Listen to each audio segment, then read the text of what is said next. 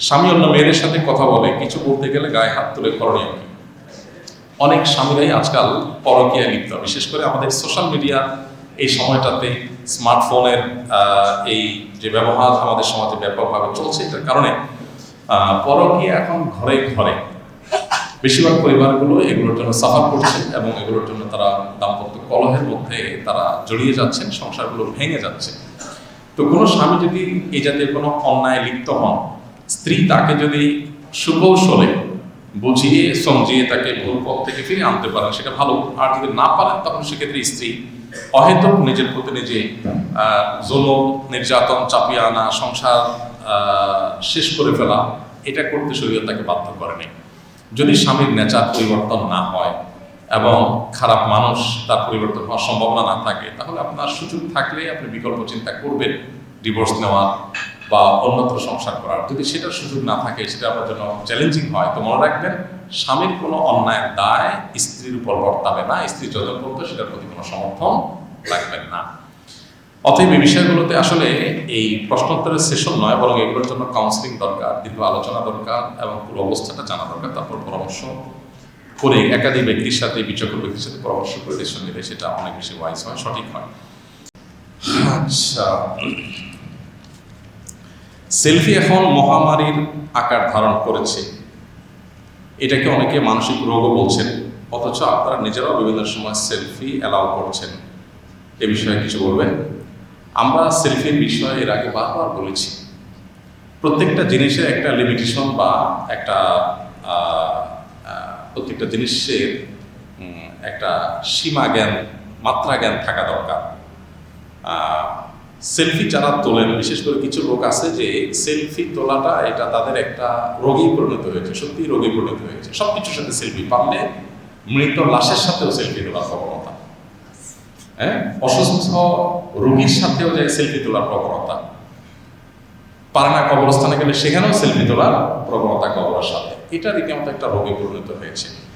আমাদের সাথে কেউ সেলফি তুলতে আসলে, আমি ব্যক্তিগতভাবে আমার কথা বলি, আমি খুবই মনে কষ্ট নিয়ে সেলফি তুলি। না তুললে অনেক সময় বলবে, ভুল বুঝবে, রাগ করবে, ইসলামের দিকে আসতে গিয়ে আরো দূরে সরবে। এসব কারণে নিরুপায় হলে কখনো হয়তো আমরা সেলফি তোলার সুযোগ দিই কাউকে, কিন্তু বেশিরভাগ ক্ষেত্রে আমরা চেষ্টা করি বিরত রাখার, মুখে বলার, খুব বেশি হয়তো হার্ড লাইনে যাই না, এতটুকু। বাকি ওলামা ইকরামের সাথে সাক্ষাৎ হলে, পরিচিত আলেমদের সাথে সাক্ষাৎ হলে আমাদের উচিত হলো তাদের দোয়া নেওয়া, সেলফি না। সেলফি নেওয়াটা এটা আমাদের তাকওয়ার পরিপন্থী কাজ। সাধারণত তাকওয়া পরিপন্থী কাজ। কারণ সেলফি তোলা হয় সাধারণত কি জন্য?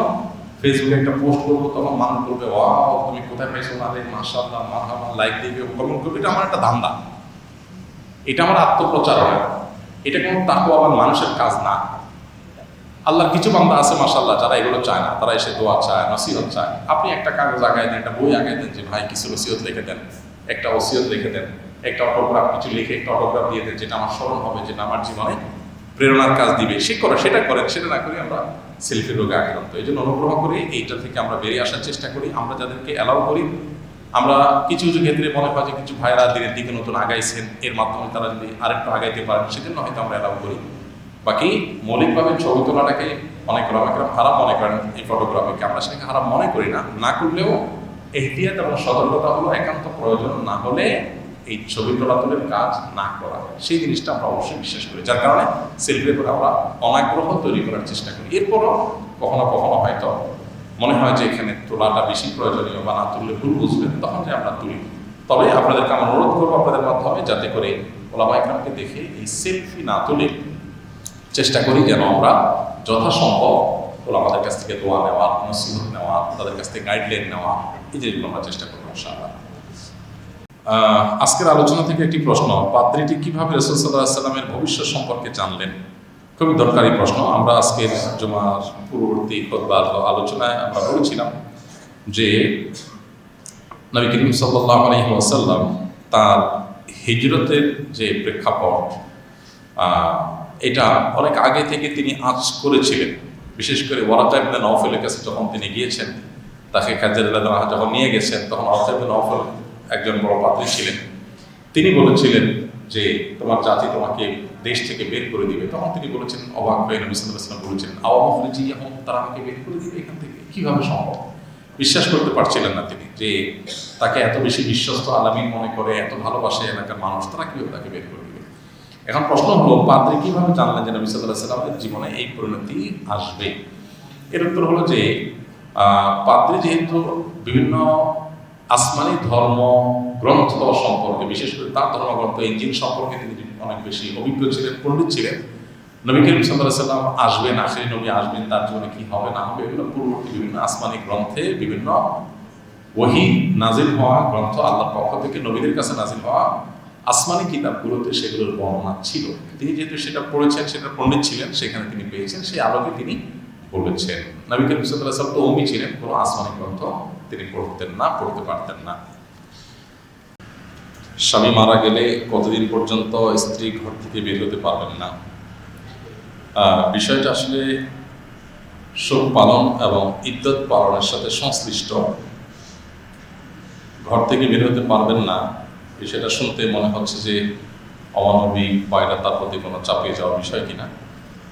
মূলত এর সাথে শরীয়তের গুরুত্বপূর্ণ একটা বিধানের সংশ্লিষ্টতা আছে, সেটি হলো ইদ্যত পালন করা। কোনো নারীর স্বামী মারা গেলে তিনি 4 মাস 10 দিন পর্যন্ত ইদ্যত পালন করবেন। ইদ্যত পালনের অংশ হিসেবে তিনি যে জায়গায় অবস্থান করছেন সেই জায়গায় তিনি থাকবেন। একান্ত নিরুপায় হলে, ডাক্তার দেখানোর প্রয়োজন হলে বা নিরাপত্তাজনিত সমস্যা হলে তিনি অবশ্যই স্থান ত্যাগ করে অন্য কোথাও যেতে পারবেন বা কোথাও বের হয়ে কাজ সেরে চলে আসতে পারবেন যদি এ জাতীয় সমস্যা দেখা দেয় যে ডাক্তার দেখানোর প্রয়োজন হবে ইত্যাদি ইত্যাদি। তবে সাধারণ অবস্থাতে তিনি নিজ ঠিকানায় থাকবেন। নিজ ঠিকানায় থাকা মানে এই না যে একটা কক্ষে তিনি বসে থাকবেন, বের হতে পারবেন না, এরকম না। বরং স্বামী মারা গেছেন, স্বামীর বাড়িতে থাকার মতো পরিবেশ আছে, তাহলে সেখানে তিনি 4 মাস 10 দিন পর্যন্ত অবস্থান করবেন। একান্ত নিরুপায় না হলে বাহিরে যাবেন না। বাহিরে যাবেন না বলতে বাজারে, মার্কেটে, অন্য কারো বাড়িতে যাবেন না। বাকি বাইরে আঙ্গিনাতে, বাড়ির মধ্যেই থাকাতে কোনো অসুবিধা নেই। তো ইদ্যত পালনের সাথে শুধুমাত্র এই বাহিরে বের হওয়া, দূরে কোথাও যাওয়ারই শুধু সম্পর্ক নয়, এর সাথে অনেকগুলো বিষয়ের সম্পর্ক আছে। এর মধ্যে কোথাও তিনি বিবাহ বন্ধনে আবদ্ধ হবেন না। তারপর এই সময়কালীন সময়ে তিনি অতিরিক্ত সাজসজ্জা যেটা হচ্ছে পরিহার করবেন, অলঙ্কার ইত্যাদি ব্যবহার, এই সমস্ত বিষয়গুলোতে তিনি সতর্ক থাকবেন, এগুলো পরিহার করে চলবেন। তো ইদ্যত পালনের বিষয়টার সাথে অনেক কিছু সম্পর্ক আছে।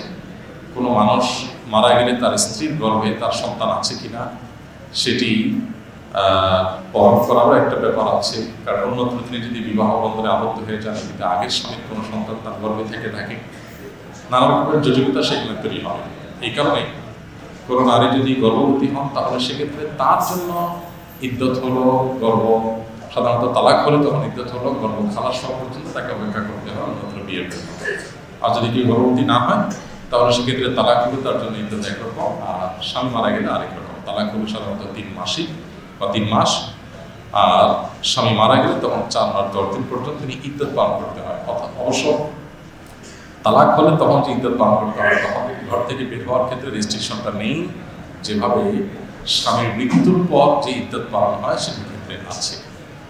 অতএব এখানে ঘর থেকে বের হওয়ার যে বিষয়টা, এটা আশা করি পরিষ্কার হয়েছে, এবং এটা স্বামী মারা গেলে 4 মাস 10 দিন পর্যন্ত শোক পালন করবেন স্ত্রী।